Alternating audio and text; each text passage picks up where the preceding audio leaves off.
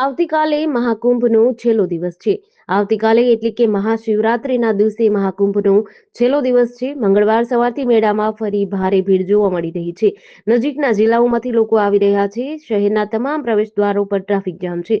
Police ધીમે ધીમે વાહનોને નીકાળી રહી છે. ભીડને ધ્યાનમાં રાખીને વહીવટીતંત્રે આજે સાંજે 6 વાગ્યાથી પ્રયાગરાજ કમિશનરેટ એટલે કે શહેરને નો વ્હીકલ ઝોન જાહેર કર્યું છે. એટલે કે સાંજથી કોઈ વાહન શહેરમાં પ્રવેશી શકશે નહીં. તે જ સમયે મેળાનો વિસ્તાર સાંજે 4 વાગ્યાથી નો વ્હીકલ ઝોન બની જશે. જો કે ભીડને ધ્યાનમાં રાખીને મંગળવાર સવારથી પ્રયાગરાજ પહોંચતા વાહનોને સંગમથી 10 કિલોમીટર પહેલા પાર્કિંગમાં રાખવામાં આવી રહ્યા છે.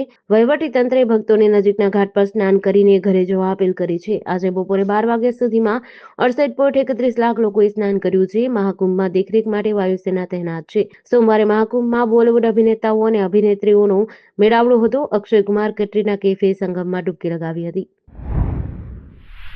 લેન્ડ ફોર જોબ કેસમાં લાલુ પરિવારને મંગળવારે દિલ્હીની રાઉઝ એવન્યુ કોર્ટમાંથી ઝટકો લાગ્યો છે. કોર્ટે લાલુ, તેજપ્રતાપ અને હેમા વિરુદ્ધ સમન્સ જારી કર્યા છે. તમામને 11 માર્ચે કોર્ટમાં હાજર થવાનો આદેશ આપ્યો છે. અગાઉ કોર્ટે નિર્ણય અનામત રાખ્યો હતો. આ મામલામાં સીબીઆઈએ લાલુ યાદવ અને અન્ય 78 સામે ચાર્જશીટ દાખલ કરી છે. આમાં 30 સરકારી કર્મચારીઓ આરોપી છે. સીબીઆઈએ કહ્યું કે અમે રેલવે બોર્ડના અધિકારી આર કે મહાજન સામેના કેસ માટે કોર્ટ પાસેથી મંજૂરી લીધી છે. તેની સામેના સાક્ષીઓની યાદી પણ તૈયાર છે. કોર્ટ આગળ આ મામલે નિર્ણય લેશે. અગાઉ 16 જાન્યુઆરીએ કોર્ટે કહ્યું હતું કે જો 30 જાન્યુઆરી સુધીમાં મહાજન વિરુદ્ધ મંજૂરી આપવામાં નહીં આવે તો સક્ષમ અધિકારીએ ખુલાસો આપવો પડશે. લેન્ડ ફોર જોબ કેસમાં 20 જાન્યુઆરી 2024ના રોજ દિલ્હી અને ઈડીની પટના ટીમના અધિકારીઓએ લાલુ અને તેજસ્વીનીની 10 કલાક પૂછપરછ કરી હતી. રાજકોટના રિલાયન્સ મોલમાં આવેલ મેકડોનાલ્ડ્સની અતિ ગંભીર બેદરકારી સામે આવી છે. જેમાં ગ્રાહકને વેજ બર્ગરના બદલે ચિકનવાળું નોનવેજ બર્ગર આપી દીધું હતું.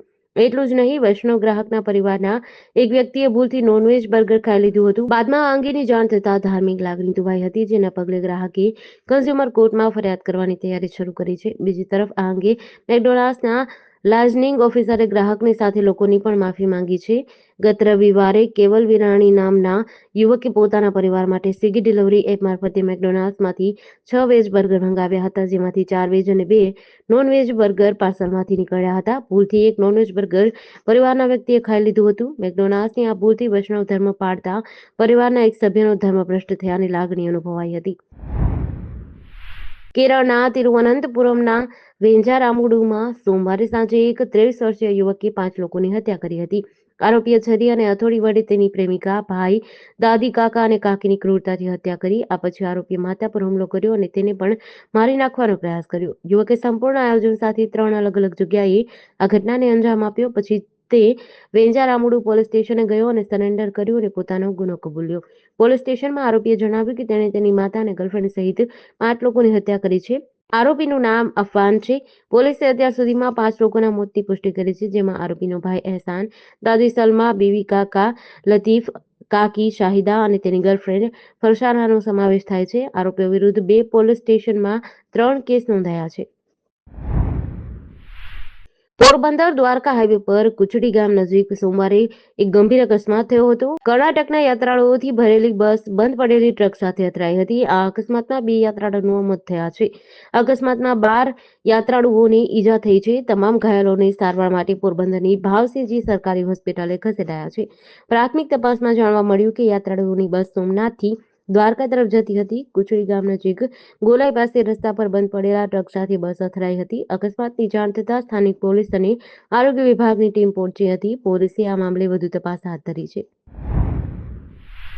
સુરત શહેરમાં બીઆરટીએસ બસ સેવા સુરત મનપાનું ગૌરવ છે, પરંતુ આ ગૌરવ એક કડવી હકીકત પણ જોવા મળી છે. છેલ્લા 9 વર્ષમાં બીઆરટીએસ બસની અડફેટે 109 લોકોના મોત થયા છે અને 116 લોકોનો અકસ્માત થયો છે. આ પરિસ્થિતિને બદલવા માટે હવે મનપાએ એક નવા પ્લાન સાથે આગળ વધવાનું નક્કી કર્યું છે. પાલિકા દ્વારા ટોલગેટ પર ઓટો સિસ્ટમ બેરિયર લગાડવામાં આવશે. સાથે જ હાઈટેક કેમેરા અને કડક દંડ નીતિ લાગુ કરીને આ સમસ્યાને ગંભીરતાથી ઉકેલવા માટે પગલાં ભરી રહી છે. જો આ નિયમો અસરકારક રીતે અમલમાં મુકાશે તો બીઆરટીએસ માર્ગ પર સુરક્ષા સુધરવાની શક્યતા છે. બીઆરટીએસ દેશનો સૌથી મોટો ગ્રીન કોરિડોર છે, જે લોકો માટે ઝડપી અને સસ્તી બસ સેવા પૂરી પાડે છે. 2014થી શરૂ થયેલી આ સેવા દરમિયાન 109 મોત થયા છે અને 116 ગંભીર અકસ્માતો થયા છે.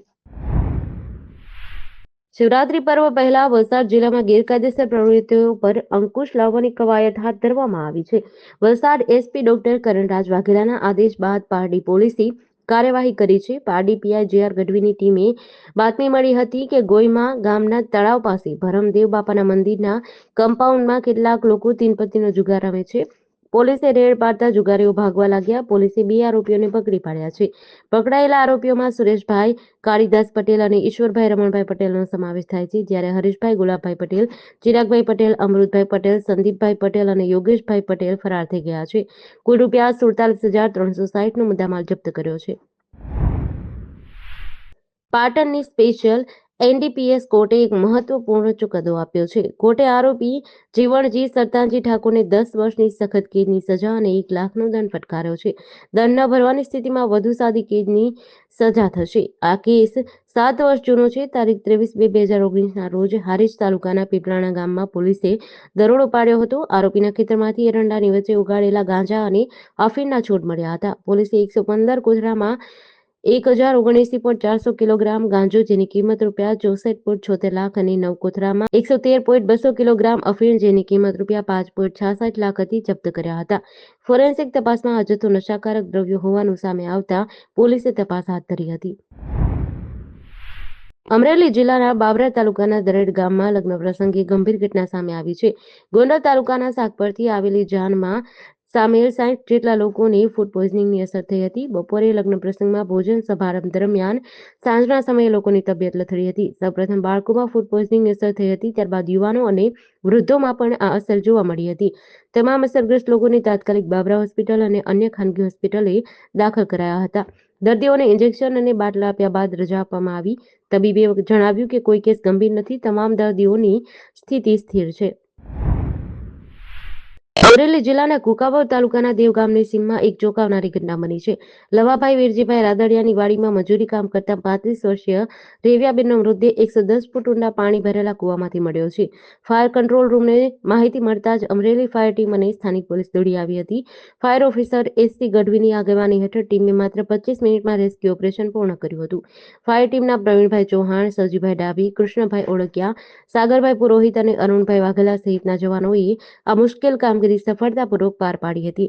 મૃતકના મૃતદેહને પીએમ માટે સ્થાનિક હોસ્પિટલે ખસેડાયો છે. પોલીસે પરિવારજનોને નિવેદન નોંધવાનું શરૂ કર્યું છે. મહિલા કૂવામાં કેવી રીતે પડી તે અંગે પોલીસે તપાસ કરી રહી છે.